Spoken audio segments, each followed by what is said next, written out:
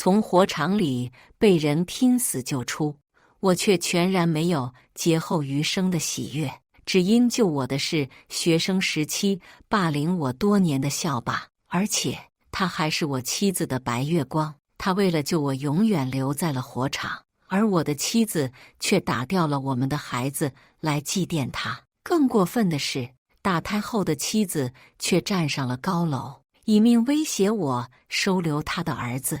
一时间，我成了拆散这对苦命鸳鸯的罪人，被妻子的娘家人争相打骂。所有的人都在嗤笑着，等着看我这个舔狗的笑话。可我却淡淡地点了点头。那你跳吧，还能下去陪他。大家好，开始今天的分享之前，希望你能给人间烟火点个订阅，我将会分享更多优质的内容。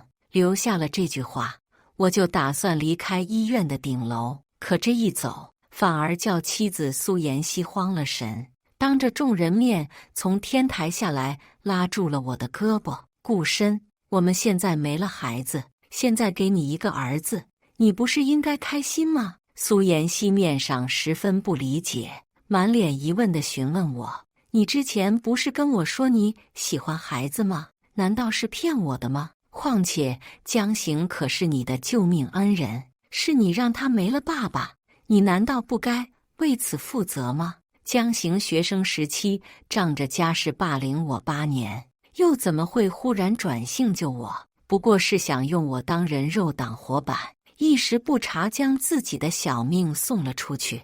我不信苏妍希猜不到，我满心都是对他的失望，不想理睬他，只淡淡留下了句：放手，别逼我亲自动手。苏妍希满脸都是一副你能拿我怎么办的模样，仰着下巴等着我像往常一样恳求他回家。他知道我暗恋他多年，当年嫁给我的条件就是给他的白月光江行还300万的债。我给情敌还债，是因为我爱他，而不是我愿意做冤大头。可如今他将我们的孩子打掉，彻底让我对他没了感情。现在我终于失了耐心，直接狠狠地将他甩倒在地。苏妍希不可置信地瘫在地上，随即冲着周围的医生护士大哭：顾深，你这个负心汉，我才刚刚流产，你作为丈夫非但不疼惜我照顾我，还将我推倒在地，这还有没有天理了？看着越来越多人被这幕吸引了过来，不少人看向他的目光带了几分同情。苏妍希更是像打赢了胜仗一般，继续对天抹泪：我早就知道男人的承诺都是假的，我当初就不该违背全家选择嫁给你。你拆散了我和江行，得到了我却又不珍惜。围观的人冲我指指点点，更有所谓的好心大叔办事威胁地拦住了我：兄弟，欺负自家女人可不是什么男人的表现，你这不负责可说不过去。眼前人一脸正气，似乎我不做出表率，对面就不放我走一样。负责？我直接对上他的眼睛，轻笑出声：对自己的老婆红杏出墙负责，还是对男小三的孩子负责？此话一出，眼前男人瘪了瘪嘴，同情的眼光转移到了我身上。围观的人群炸开了锅，一时间讨伐的主体从我变成了苏妍希。看着眼泪还没干傻愣着的苏妍希，我从兜里掏出了钥匙丢到了地上：把你的东西赶紧从家里搬走，不然3天后我就让保姆扔了。从医院回来，我就火速赶回了公司。公司如今正是上升期，我当然要把全部的心血投入到事业里。3年前江家破产，江行面临着入狱的风险，是苏妍希跪下求我将他保释出来。可这些年，苏妍希从来却没有和江行断过联系，甚至拿我的钱来养游手好闲的江行。苏妍希曾在江行霸凌我时救过我，因此我不可救药地爱上了他。所以成婚后，我都小心翼翼地装作毫不知情。可我的退让却换来了苏妍希和江行的蹬鼻子上脸。在无数个我为事业奔波的夜晚，苏妍希和江行在我的房子里你侬我侬。现在好了，江行没了，苏妍希终于看到了被他忽略多年的我了。可是晚了，想到这，我摘下了结婚戒指，开始全身心整理文件，筹备着下个月的竞标。一时间，等我忙完工作，伸着懒腰，才发现时针已然指向了11点。顾总，您不是说不能晚于9点回家吗？难道总裁夫人转了性，不要求门禁了？助理小吴有些好奇地询问。下一秒，他就被身后的秘书长拿文件夹拍了头，示意他看向门外。谁不知道我们顾总是好男人，公司里从不招女人。为了避嫌，连秘书都换成了男的。隔壁公司的徐总还为了顾总要跳槽，顾总都直接回绝，恪守难得。小吴看到了门口的身影，捂着被敲的头，找不后马上换了话题。顾总，您看对家的许设计师还要找您面谈，我还是像往常一样给您推了。不用，我淡淡的开口，只是谈工作上的事情，当然不需要因为性别就避嫌。我停顿了几秒，似乎又想到了什么，继续道：况且许设计师很优秀，是个有意思的人。此话一出，门外传出了一声巨响，保温壶里的汤洒了一地。与此同时，我起了身，看向了门外满脸无措的苏妍希，冲身边人下了命令：我已经离婚了，告诉门卫，以后闲杂人等就不要放进公司里来了。顾深，你对得起我吗？苏妍希怒气冲冲地开口，直接将地上的保温壶踢出了老远。你知不知道，女人刚流产，身体最是虚弱。我担心你给你花了3小时熬了汤，可你呢？你却想着明天要找别的女人，你还有心吗？我让你打胎了吗？你知不知道，那还是个5个月的女孩，那可是我的亲女儿。我再也忍受不了，直直地逼着她到墙角。顾深，做人不能那么自私啊！我不过是怕你收养江疏后太过偏心，才把孩子打掉的吗？你敢说你能把江疏当成你自己的亲生孩子一样吗？苏妍希说得如此理所当然，如果不是周围的下属对他眼中皆是鄙夷，我甚至都快怀疑自己的3观是否有问题了。阿深，一日夫妻百日恩，你我8年的夫妻，我们就不能各退一步吗？况且江行已经死了，你又何必和我闹到这般地步呢？苏妍希看我沉默，竟然觉得似乎说动了我，转身抚向我的胳膊。我跟你回家，我们带着江疏，你把对我们孩子的愧疚都放在江疏身上，一家3口好好过日子，不好吗？苏妍希，我们已经离婚了，当初是你当时执意和我离婚的，现在在离婚冷静期，你说这么多何必呢？我只觉得他有病，现在反而冷静下来了，是觉得江行现在没了，你自己一个人不能养孩子，所以来找我这个老实人接盘吗？苏妍希脸上一红，还想开口反驳我。我忽然想到了什么，笑着继续道：你说的没错，如果你没打掉我们的孩子，我也不选择收养江行的孩子。我一把将桌上的结婚戒指丢进了垃圾桶，满脸嫌弃道：毕竟你这样的基因，我真的害怕遗传给孩子。有你这样的母亲是他的晦气。我转身想要离开，忽然回头站在了苏妍希面前。苏妍希以为我转了念头，满含希望地看向我，却被我下一句话直接堕入了冰窖。火灾的事情我会追查到底，江行化成了灰，你那么爱他，就你来替他付出代价吧。我笑着甩开了他抱着我大腿的手。顾深，你个人渣，我做鬼也不会放过你。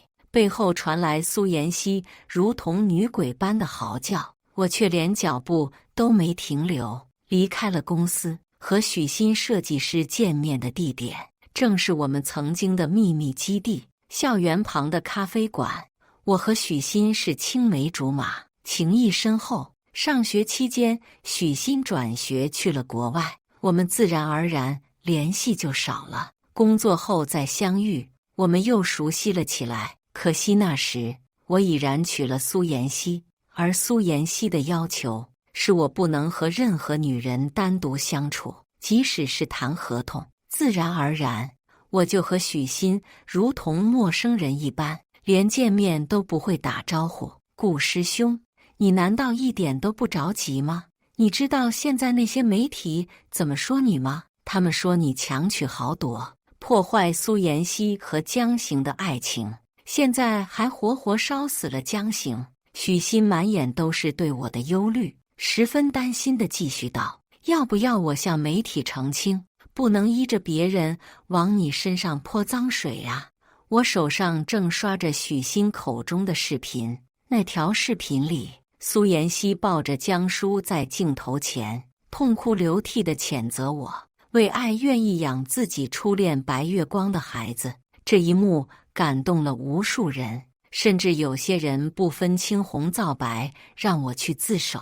看到热度超过1000W 的浏览量，我反而笑了出声。师兄，都这种情况了，你怎么能笑得出来？你知不知道当年……许昕以为我被气傻了，慌张间想要说些什么，却又憋了回去。知道什么？我挑了挑眉。知道当年苏妍希之所以从江行的手下救下我，不过是为了吸引江行的注意。许昕张了张嘴，看了我了然于胸的模样，还是坐回了座位。许昕，愿不愿意回来帮我？我关了手机，直直地盯着他，一脸诚恳道：之前是我窝囊，是我蠢，现在我跟你道歉，你愿意回来吗？许昕沉默了一会儿，忽然勾起了一抹清丽的浅笑，点了点头。我被这张漂亮的笑颜吸引住，这瞬美好却被突然出现的身影打破。阿深，你怎么在这？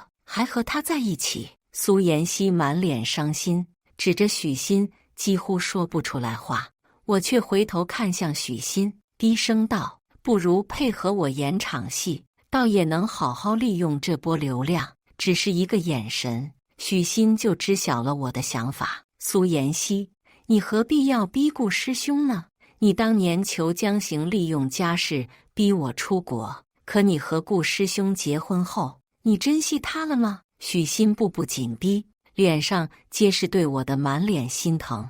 顾师兄为了公司，书叶还在工作的时候，你在哪？顾师兄出了车祸，你给他打过一个电话，问过他的情况吗？你和顾师兄收养初恋的孩子，顾师兄有说过一个不字吗？周围的人已然认出来苏妍希，开始嘀嘀咕咕的议论。苏妍希完全没想到许昕会闹这一出，求助的目光放在我身上。老公，你快说句话呀！我知道你只是吃醋了，可是你也不能这样任由他败坏我的名声啊！你快跟别人说不是这样的，这难道不就是真相吗？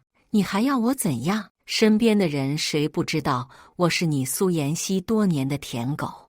我脸上装出一片沉痛之色。难道你我6年婚姻中，你没有拿我的钱接济江行？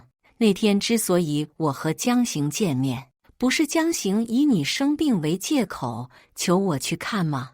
你打掉了我们的孩子祭奠他，还威胁我收养他的孩子，你难道不是仗着我对你的爱为所欲为吗？苏妍希哑了嗓子，有些腿软，还是嘴硬道：就算是真的，你又何必和一个死人争个对错？死人？我挑了挑眉，直接将浑水泼在了他的身上。江行现在也没有尸体，你和我刚离婚，却执意收养江疏，难道不是为了遗产吗？苏妍希再也忍不住，咬了咬牙，似乎终于想要吐出全部真相。可也就是这时，他似乎看到了什么，竟然打算默不作声地离开。我自然也看见了那个缩在人群后的熟悉身影。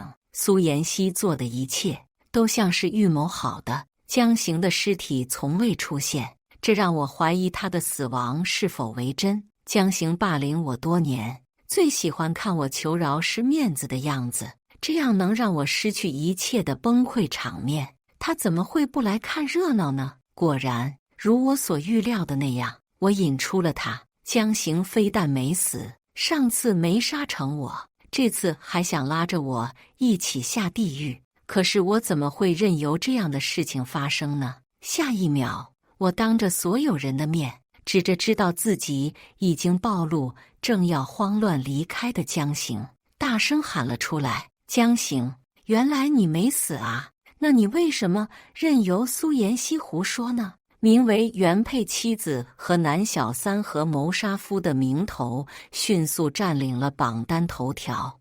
那些曾经指着我鼻子骂的媒体将矛头调转，将战火冲向了苏妍希和江行。江行本就是个纨绔子弟，他的家族干脆借这个由头给他踢出了族谱，而我的公司则因祸得福，借着这股东风，销售额翻了3倍。顾总，听说离婚冷静期一结束，苏妍希就和江行结婚了。听说江行现在住在苏妍希租的房子里，一有不如意就家暴苏妍希。小吴在我身边，恰似无意地提起了他现在不知道会有多后悔呢，错失了您这么一个好男人。我笑笑，没有接他的茶，而是自顾自地喝下了一口许昕给我倒好的咖啡。可我还没消停几秒，我的公司又来了不速之客，是苏妍希的父母带着警察来了。我刚一下楼，就被苏母缠上了大腿。我的金龟婿，你当时结婚时不是说了会对妍希好吗？现在怎么说离婚就离婚了呀？苏母一副泼妇样，干脆坐在了楼梯上，手上不住地拍着地板。可怜我那个女儿了，遇人不淑，现在你也不要她了，活活把她逼得自杀了呀！苏父也同样拦着我，颇有想和我动手的意思。我不管，不管怎么说，我家女儿也给你怀过一个孩子，就算离婚，你怎么能要求她净身出户？你知不知道她现在还在医院里躺着？如此，我终于明白了，苏家和江行利用苏妍希最后的价值，正逼我拿钱呢。顾先生，是这样的。警察无奈，有些为难地开口，他们多次报警，加上苏小姐的遗书里面提到这都是您逼她的，就回来之后又要求见您最后一面，我们按照规定确实也需要带您做个笔录。听到这，我身边的许昕担忧地扶住了我的手，我淡定地拍了拍他的肩膀，安抚了一下他。下一秒，我转身冲警察开口：警察同志，我配合你们的要求。紧接着，我停顿了一下，看向了身边苏父苏母。不过在那之前，我要求再和苏妍希见一面。苏父苏母还以为我对苏妍希余情未了，此时自是满口答应。他们当年极力反对我和苏妍希结婚，是因为觉得我白手起家，自然没有江家财力雄厚。如今江行被踢出家族，他们又把贪婪的目光打在了我的身上。我知晓一切，却还是毫不犹豫地推开了病房的门。苏妍希满脸青紫，整个人都没了什么生气，看到我来，却勉强支起了身子。她看着我倒了杯水，下意识地伸手接过，却没想到我直接送到了自己嘴边。苏妍希尴尬地将手收了回去，满脸悲伤道：顾深，你还在怪我吗？怪你。我摇了摇头，继续道：放心，等我再次结婚，还是会给你发邀请函的。苏妍希猛咳了几声，示意我看向她被打得青紫的胳膊，满脸委屈道：顾深，你不心疼我吗？曾经的我下厨为你做次饭，被油溅了个泡，你都心疼的不行，要带我去医院的呀。是啊，苏妍希为我做了饭，我都感动不已。结果后来才知道，那不过是为了再从我手里拿一笔钱给江行。想到这，我从兜里掏出了我俩的离婚协议，上面白纸黑字的写着苏妍希净身出户。你看到了吗？这是你我当初约定好的，这上面的一切都具有法律效应。我将协议扔到了床上，就想要离开，而此时苏妍希一脸崩溃，固执地将手里的文件撕成了碎片。顾深，你不会看着我不管的，对吗？你只不过还在生气，这就是在跟我闹脾气，对吧？要是不够你撕，我可以出钱给你打印。我十分平静，眼前任性的苏妍希在我眼里早就见怪不怪。于是我继续淡定道：想印多少份都行，我那里还有电子文档，可以直接发给你。于是我毫无留恋地想要离开，却被发疯的苏妍希一把抱住。顾深，我错了，我跟你回家好不好？你不能不要我。医生说了，我还是可以怀孕的，我们以后还会有自己的孩子的。苏妍希满脸无措，拼命地想要让我看检查报告，证明她自己还能生孩子。与此同时，门从外面直接被大力撞开，江行走了进来。江行是我让助理小吴匿名通知来的，只为让他看看这一幕。江行本来想如学生时期一拳头打在我的脸上，终究是畏惧我现在的身份，转头将怒火发在了苏妍希身上。他不顾苏妍希满身是伤，直接一个耳光将苏妍希甩在了地上，还骂了句破鞋。苏妍希攥着我的西裤不愿放手，嘴里还在恳求我带她走。苏妍希，从你打掉孩子那天起，你就该知道我们完了。我轻声回应，腿上直接甩开了苏妍希，丝毫没有留恋地出了门。我站在门外，听着屋内不断传来的惨叫和求助，直到声音渐弱，门里没了生气。推门而入的医生似乎被屋子里的一幕吓了一跳，连忙呼叫来人进行急救。手上还沾着血的江行刚走出来，就被靠在门上的我吓了一跳。紧接着他清了清嗓子，饱含着怒意问我：怎么，顾总现在风光了，还有闲心关心起别人的家事上了？家事？你老婆刚才嘴里还叫着我的名字呢，这能和我没有关系吗？我毫不在意地回答，挑衅着开口。江行果然如往常一般被激怒，眼睛已然眯起。我知道这是他要对别人动手的前兆。果然，下一秒我就被江行扯住了领子，腹部还被抵住了冰凉的刀。我丝毫没有慌乱，反而继续刺激他。江大少爷也没想到有一天还要靠着被你欺负的人给的钱活吧？你要是说句好听的，或许我听了心情好，还能赏给你点呢。果然，江行的青筋暴起，冲我骂了句脏话，下一秒直拿刀捅向了我。我眼疾手快地躲了那刀，顺手将刀甩了出去，紧接着却被江行逼到了墙角。江行已经被我刺激得眼底猩红，已然失去理智，手上使尽全力开始揍我。我没有还手，如同那些年一样护着自己的头，任由江行打我。江行在外撒野惯了，似乎又回到了当年还是江家少爷的时候，揍我揍得越兴奋。我被江行打得瘫软在地，却毫不掩饰地勾了一个真心实意的笑容。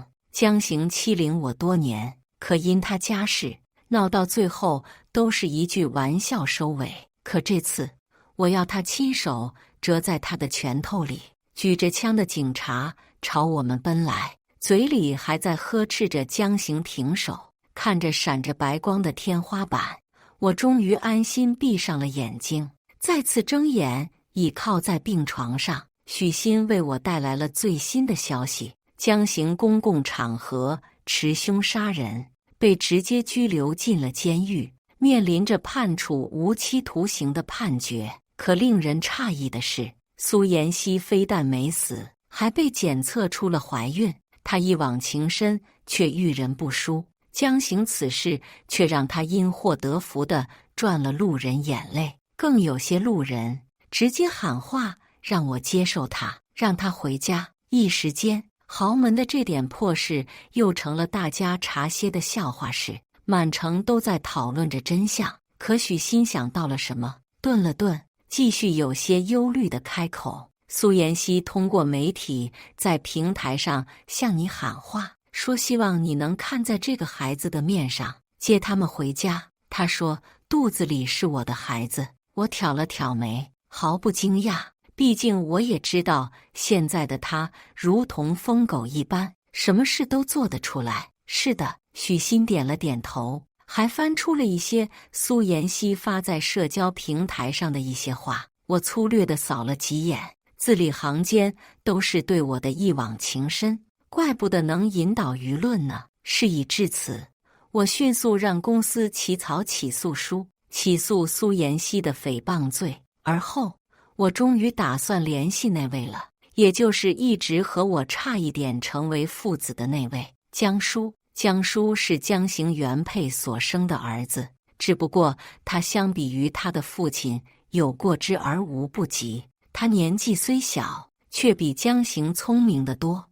我甚至和江疏都没有见面，只是将羊水检测结果给对面发了过去，对面就给我回了电话。电话里，江疏只淡淡地冲我开口：“你想借刀杀人？不过我凭什么听你的？”我还没说话，江疏又继续说：“不管怎么说，我是江家的嫡长孙。江行被赶出家门，可我母亲的娘家还认我。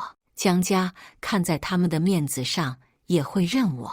那个孩子可不一定会对我的未来有威胁。”话是这样说着，我接下来的一句话却直接让他沉默。可是这一切的基础上，要建立在你是江行亲儿子的基础上吧？我轻笑着，听到了对面倒吸了口凉气。江疏并不是江行的亲儿子，而是江疏母亲初恋的种。这是在我有心收养江疏时，意外探查出的真相。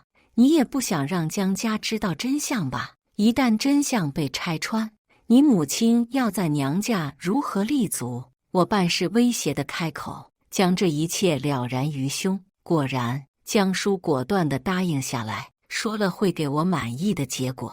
可我却关闭了手机里的通话录音，去见了还在监狱里的江行。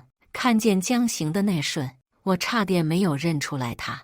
往常风光无限的江少爷，此时却落魄到连胡子都没办法刮，脸上还皆是青紫，想来就是被监狱里的人欺负了。江行冲我呸了一口，还想出言骂我，却被我手里的文件憋了回去。好啊，好，都这么骗老子是吧？江行情绪失控，直将手撞向墙壁，直撞得血肉模糊。我没有出言制止，直地等到负责的工作人员拦住了他，他才冷静下来。你想要我干什么？想要我说出来那年的真相？江行点了根烟，吞云吐雾间将真相说了出来。当时原计划是将你锁在门里，可奇怪的是，火势起了之后，我发现我也被锁在了门里。他眼里皆是愤恨，讽刺地开口：我本以为是苏妍希临时想贪图我的财产反悔，将我锁进了门里，可万万没想到是我那个儿子干的。说罢，他抬头看向我，有些卑微恳求道：顾深，之前的所有事情是我对不住你，可苏妍希肚子里的孩子是我唯一的血脉，求你救下他，哪怕你不养，丢给江家呢？不可能的。我笑笑，满意的收起了手上的录音笔，直地盯着他。当年对我的霸凌，你无期徒刑来换。紧接着，我盯着已然预料到结局、满脸绝望的江行，开了口：我女儿的命，就让你孩子的命来换好了。说罢，我毫无情绪地扫了眼前如同丧家之犬的江行，居高临下的俯瞰他。江行没了眼前的威风，而是直接瘫软在了椅子上。看到他这副模样，我终于勾起了一个笑容。这一切终于快要有个结局了。江叔动手的速度比我想象中快得多，可我还是叮嘱手下暗中保护，留了条苏妍希的性命。听许昕说，苏妍希最后拼尽全力将台灯撞向了江叔，江叔如今还没脱离危险。苏妍希的孩子如我意料的没了，现在又失去了一个孩子的他，如同老了20岁一般，甚至生了许多白发，顾深。现在这一切的结果，就是你想看到的。看着眼前保持沉默的我，苏妍希声音嘶哑，嘴里皆是谩骂。我当年就不该从江行手里救下你，就该让你被他活活打死。你这种恶毒的人，简直死有余辜。谬赞了，终究是比不过你。我的眸子里投射出寒光，直直地逼向他的眼睛。不惜杀了我只愿给你的白月光腾出来位置，甚至不惜以孩子为砝码，终究是最毒妇人心啊！听到这，怕是傻子都知道真相了。你一早就清楚所有的真相，对不对？你连和我结婚都带着算计，那么爽快地答应我离婚，就是为了收集这些证据。苏妍希气得嘴唇颤抖，一件件开始理。你早就知道火灾是我们设计的，故意刺激江行，让他当众发狂，让江叔对我动手，是不是都是你搞的鬼？跟我有什么关系？我皱了皱眉，像看笑话一般笑着说，我怎么可能知晓这一切会怎么发生？不过是恶人有恶报罢了。正说着，我却状似无意地继续刺激苏妍希。你知道吗？听说江叔有很大希望被救回来，不过大概是个植物人了。我低着头看向瘫软在地的苏妍希，继续讽刺道，你也终于完成你的心愿，可以收养江行的血脉了。说到这，我顿了顿，像想到了什么好笑的事情一般，继续纠正自己，不对，名义上的血脉，毕竟江叔不是他的亲生儿子。苏妍希此时已经接近崩溃，爬起来将桌子上所有的东西扫落在地，嘴里不住地喊我滚。我笑着将他曾经对我说过的话原封不动地还给了他。妍希，你现在都不用自己亲自生了，白捡一个儿子，为什么还不开心啊？你不是说你也很喜欢孩子吗？苏妍希终于崩溃，生生的被我刺激的有些晕眩，告诉他醒来之后记得去接江叔回家，毕竟江叔可是很想他这个好妈妈。我交代给看护人时，特意拉长了好妈妈这3个字的尾音。地上的苏妍希似乎听到了，又抽搐了几下。门外，我遇见了脸色难看的苏父苏母，他们对我唯恐避之不及，我却主动冲他们挥了挥手，绅士一般地提醒着他们听来如同恶魔般低语的话，记得去医院接你们的植物人孙子江叔哦，他现在可不能缺人照顾。于是我不去管苏父苏母的难堪样子，果断回了家。这美好的未来终于重新回到了我手里。江行因故意杀人和恶意纵火被判处了无期徒刑。起初苏妍希还托关系想尽办法为江行打点1、2，让他在里面过得舒服些。可江家已经不认江行，就连植物人江叔的医疗费也一分不管，这让苏妍希没了给监狱的小费。于是霸凌别人半生的江行，如今成了监狱里的被霸凌者，整日被欺负的惨叫。听监狱里传来的消息，听说江行多次自杀无果，现在已经是半疯魔的状态。苏妍希养着江叔，时间一长，苏家也不愿承担高昂的治疗费用，干脆断了生活费。于是苏妍希靠打工扛起了这一切，日子过得苦不堪言。而我经过6年的奋斗，自己的公司跻身进了500强。我和许昕结了婚，现在日子过得十分幸福。阿深，你说我们的孩子会是男孩还是女孩呀？怀孕6个月的许昕躺在我的怀里，见我沉默，一脸幸福地继续冲我发问。那换个话题，你更想要男孩还是女孩？男孩女孩都好，都是我的宝贝。我停顿了一下，亲了亲许昕的额头，回答了他。听到没有，宝宝？无论是男孩还是女孩，爸爸妈妈都爱你。许昕满意的笑笑，摸了摸已经圆润的孕肚，和我对视一笑。我也学着他的样子，摸上了孕肚，却感受到孩子重重地踢了我一脚。